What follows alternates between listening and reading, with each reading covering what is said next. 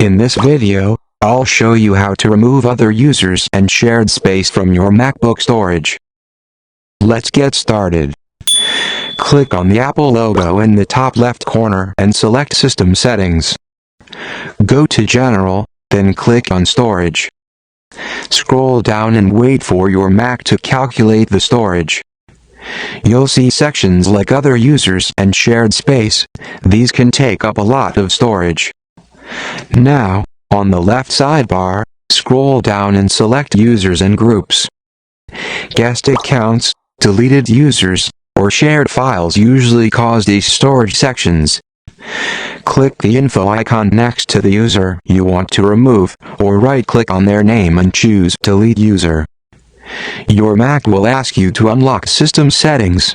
Enter your password and click Unlock.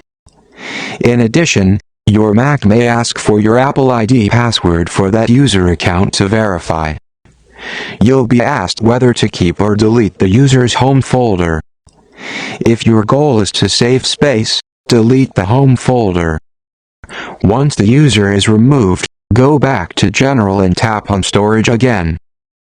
Scroll down to the Other Users and Shared section and wait for the system to update the storage info.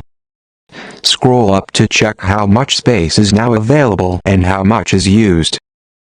And that's it. You've cleaned up unnecessary user and shared data from your MacBook.